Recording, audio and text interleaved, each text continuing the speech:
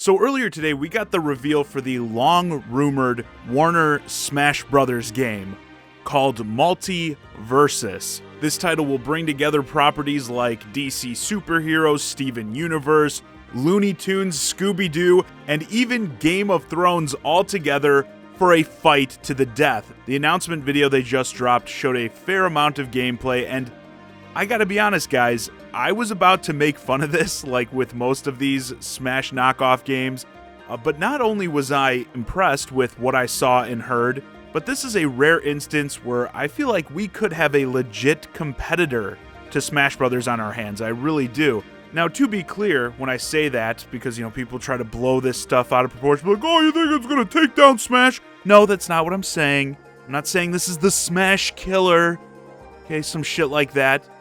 I'm saying this looks like something that could actually be a real alternative, a Mortal Kombat to Smash's Street Fighter. I'm not saying it's going to take the crown from them or anything like that.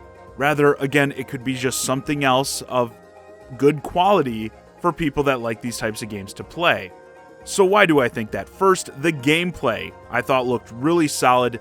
Very polished for something that sounds like it's still a fair ways off. Definitely not as fast as Smash Brothers. I think that was a criticism I saw a lot of people have. But it's a game that's a ways off, and it's hard to even judge that type of stuff when it's not, in your hands.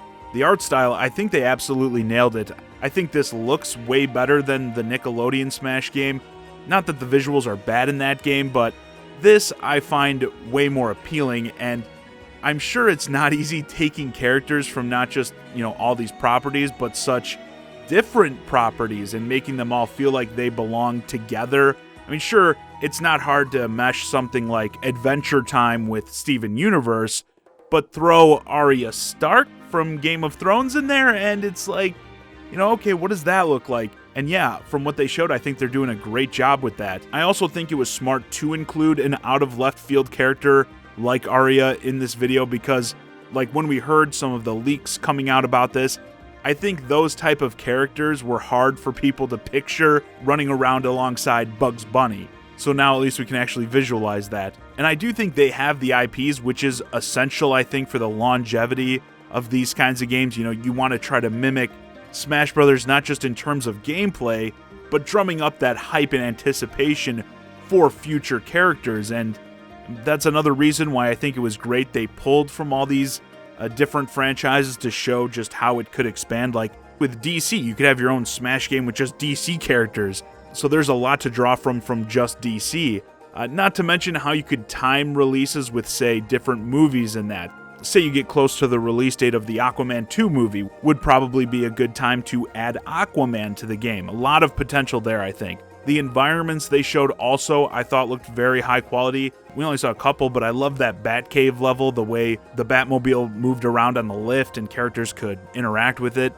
But perhaps even more than the visuals, the audio, I think, is a huge indicator that real love is going into this game. They put a huge emphasis on the fact that they're acquiring many of the iconic actors who have portrayed these characters. I was happy to hear that my Batman, Kevin Conroy from the animated series and the Arkham games, would be doing the voice. I am Batman. That's going to help make you really feel like Batman in this game. The Arya Stark actress, I forget her name, is doing Arya Stark. Matthew Lillard is doing the voice of Shaggy. This is an area where I feel it would have been very easy to skimp on, right? Just get some cheap sound-alike talent to try to do some impersonations. It's not like this is going to be a narrative-focused game where the characters do a lot of talking.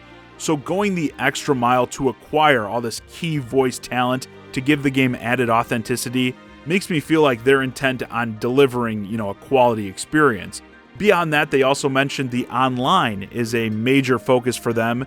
So this game will include both rollback netcode and dedicated servers, which it's like, again, another game with rollback netcode. We can get this from WB now, but not Nintendo? Not Bandai Namco?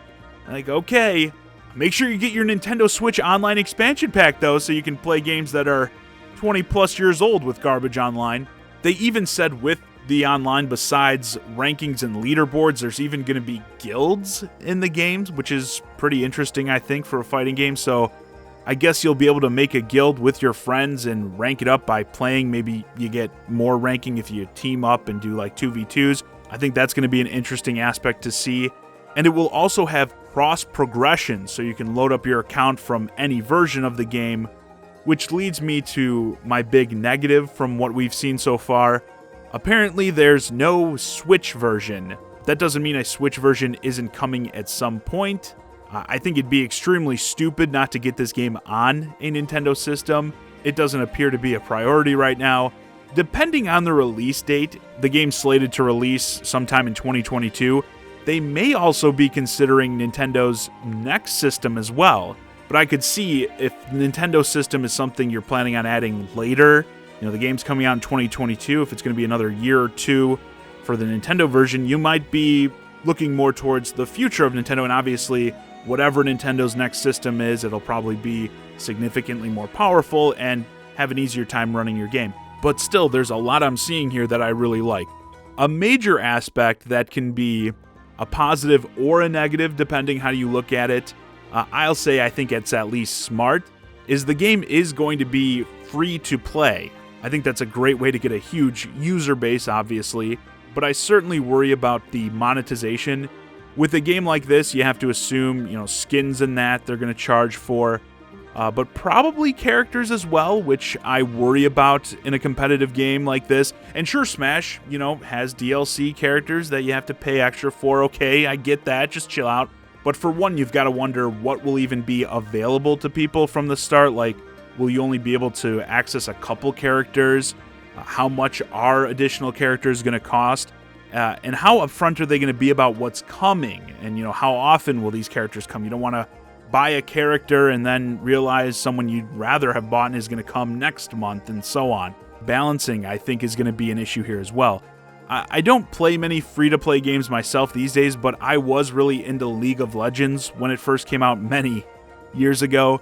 And I remember it was a running gag how Riot would release broken characters that would dominate for the first couple of weeks they were out, until they came in and nerfed them and prepped for the release of the next broken character.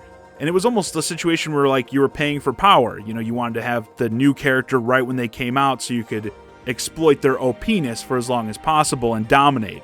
So that's something I worry about as well in a free-to-play setting. And obviously, guys, this is just a first look at the game. People could get their hands on it in the playtests that are going to come up and say it plays like garbage, and then, we'll be in a different position. But myself, I think this was a really solid first look at something that I was prepared to just make fun of if it ended up becoming a reality. I'll definitely be keeping an eye on this, and I'd love for it to be great, not just for people who like Smash to, like I said, have more quality options, but so more companies take a whack at this. I mean, we just got Nickelodeon, now WB's throwing their hat in the ring. I'd love to see a Disney Smash Brothers type game, so maybe they'll be next. Anyway, with that, this video's a wrap. Let me know your thoughts on MultiVersus in the comments. Were you impressed with this first look at the game? Do you think this has the potential to be a legit Smash competitor? What characters would you like to see come in? And are you planning to check the game out when it's available, because it's free? As always, I'm the Shy Guy, Johnny Zakari, and thanks for watching.